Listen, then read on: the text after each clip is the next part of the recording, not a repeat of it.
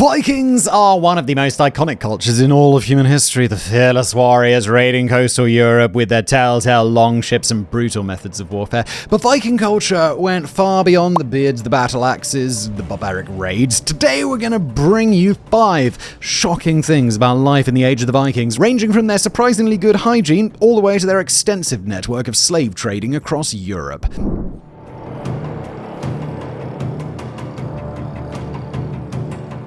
Compared to the vast majority of cultures around the world, Viking women enjoyed a pleasant number of rights and freedoms, surprisingly making Scandinavia in the Middle Ages one of the most progressive places on the planet in terms of gender equality. Now, this isn't to say that they were completely free citizens. Like most other places across Europe, women were still considered subordinate to their husbands. But there were interesting benefits. For starters, in many places, Viking women were allowed to own property, and although most marriages were arranged, women still had the freedom to initiate divorce if they were being mistreated, and were even allowed to later remarry a different man. And while, yes, the duties at home, such as cooking and cleaning, were considered the responsibility of the wife, this wasn't all. They were also in charge of many tasks involving farms and livestock, duties which they shared alongside their husbands. In the event that the husband died, the wife would inherit a large portion of his estate and belongings. In fact, if the man had no sons or close male relatives, the widow would inherit all of his property and would be referred to as a Bagara, becoming the official head of the family and inheriting all of the rights and powers associated with this position. But what about if a woman wasn't married? Once an unmarried woman reached the age of 20, she was considered an independent adult and was allowed to decide her own place of residence and was legally considered independent of her parents, a status which was also enjoyed by widows. There is even evidence of female entrepreneurs who ran their own textile shops and perhaps even women that fought alongside men in combat. In folklore, these warrior women are called shield maidens, but their existence is actually seeming more likely with recent archaeological finds, such as the remains of the Burke female Viking warrior. It's also known that women could choose to become priestesses, oracles, or seers, as well as respected poets. All of this is in stark contrast to most other cultures at the time, which considered women to largely be property of their parents until they were handed off to a husband, where their duties were mostly entirely bound to the home and childbearing. Examination of skeletal remains has also revealed that the nutrition of girls and boys was of relatively equal value, showing that food was evenly shared among children and not prioritized for the boys. So, while, compared to Western life today, this is still pretty restrictive, for the time, this was an impressive degree of independence. Unfortunately, though, it wasn't going to last. Sometime around the 13th century, these practices and liberties began to fizzle out, likely due to the widespread adoption of Christianity and subsequent cultural shift. And by the late 1200s, such progressive policies were no longer mentioned in written records.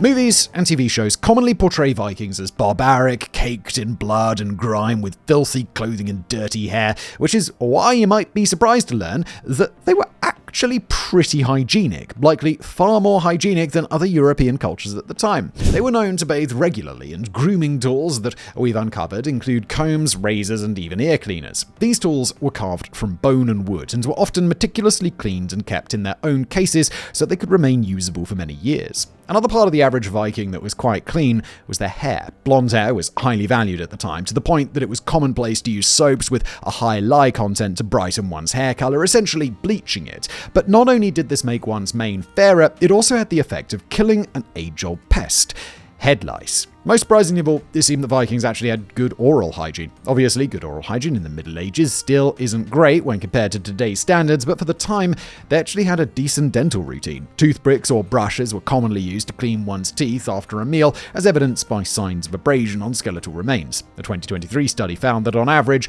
over the course of their lives, adult Vikings lost around 6% of their teeth, excluding their wisdom teeth. Around half of skeletons were found to have one or more minor cavities, and while there were some remains that contained more serious damage, many of them also showed evidence of early dental procedures, such as small holes dug into the molars to relieve pressure and drain pus from infected roots. The head of the researchers, Carolina Berlitzen, noted, "This is very exciting to see, and not unlike the dental treatments we carry out today when we drill into infected teeth.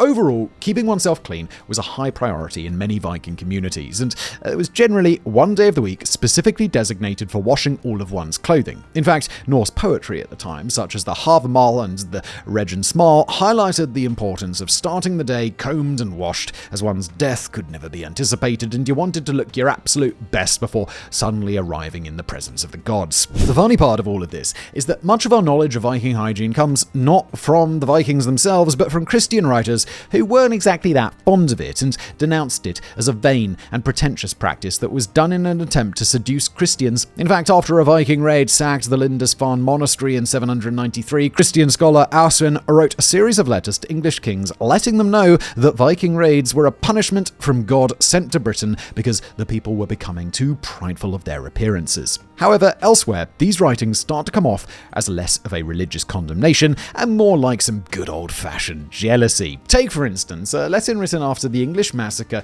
of Danes in the year 1002, justifying the killing. The Danes made themselves too acceptable to English women by their elegant manners and their care of their person. They combed their hair every day, bathed every Saturday, and even changed their garments often. They set off their persons by many such frivolous devices. In this manner, they laid siege to the virtue of the married woman and persuaded the daughters even of the nobles to be their concubines. So there you have it, even their enemies were complaining about how clean they were.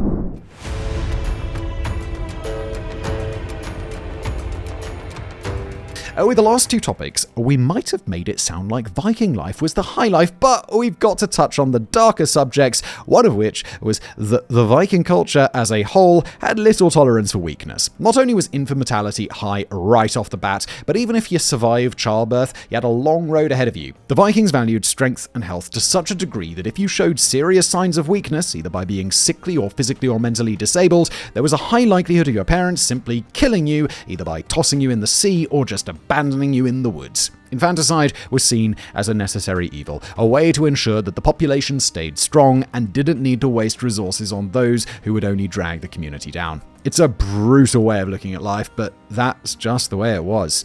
Interestingly though, in recent years, archaeologists have begun uncovering evidence that this wasn't the only reason infants were killed. Between 1995 and 2003, excavations were carried out near Lake Tisso in Denmark and revealed some peculiar findings that reinforced older theories of human sacrifice. These were wells with human remains at the bottom, and in one of the wells, 4 of the 5 bodies were of small children aged 4 to 7. It was known for many years that sacrifices were an important part of their religion, as they would sacrifice animals or weapons to appease the gods. However, while human sacrifice wasn't exactly agreed upon, these newer findings are evidence that it was indeed taking place. As for why children were sacrificed, Lars Jorgensen of the Danish National Museum explains that choosing a child as the victim was rare and likely seen as the ultimate sacrifice, something that was only done when they believed things had gone seriously awry and needed to re-establish a connection to the gods.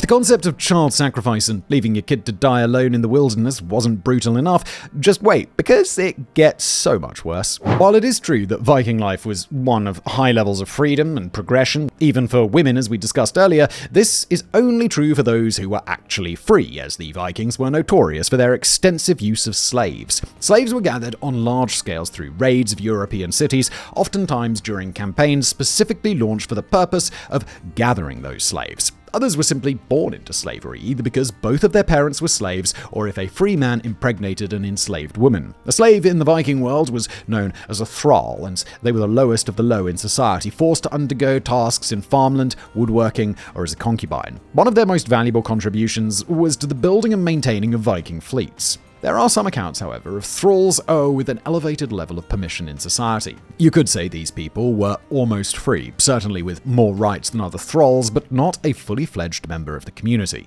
There is a record of a blacksmith giving his slave gold and freeing him, and another of a former thrall being released from his master and later marrying. But as nice as this sounds, it was not the reality for most thralls. Slave labor was not only an important part of the Viking economy, but one of its driving factors, making up the labor-intensive industries of sailcloth manufacturing and tar production. However, not all slaves captured in their horrific raids ended up in Viking territory. It's believed that only a fairly small percentage of captives were actually taken directly back home to Scandinavia, while the rest were more than likely sold into human trafficking networks, sold at other ports across northern and eastern Europe. Thanks to this trade, prisoners had become one of the most profitable spoils of war, further incentivizing future Viking raids that would ravage and brutalize Western Europe for hundreds of years.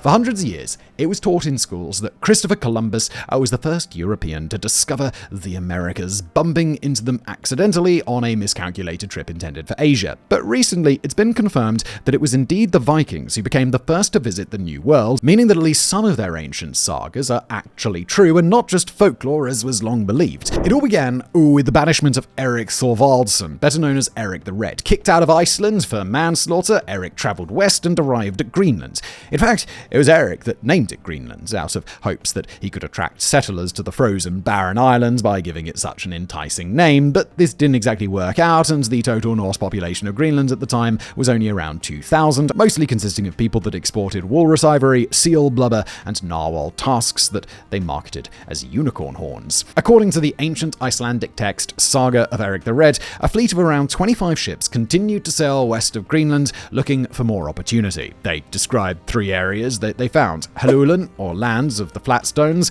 Markland, or land of the forests, and Vinland, or land of wine. Little did they know at the time, but these lands they had discovered were a part of North America. However, before planning a return trip, Eric fell off a horse and was injured, and instead elected his son Leif as the party's new commander.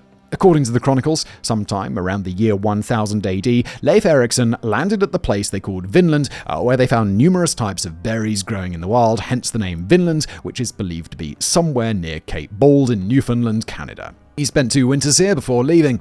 A couple of years later, his brother visited the area with a 30-man crew, and it was during this trip that the first conflict erupted with Native Americans when they attacked a group of sleeping natives. A third expedition was launched a few years later by a man named Thorfinn the Valiant with a crew of 160 spread out across 3 ships. They experienced a cruel winter before allegedly establishing peaceful relations with the natives in the area, trading European food for local furs. For many years, it was unclear if these stories had any semblance of truth to them, if the Norsemen had actually discovered the coast of Canada, or if they'd just made the whole thing up as an epic story. It wasn't until the 1960s that evidence began to be uncovered, adding credence to the tale. On the coast of Canada, researchers began finding tools from the time that couldn't possibly have belonged to the local natives, such as bronze rings, stone oil lamps, and the slag byproduct of ironworking. And soon, the scholarly world accepted the idea that it was indeed the Vikings who were the first to set foot in the New World, with L'Anse-aux-Meadows currently the only confirmed site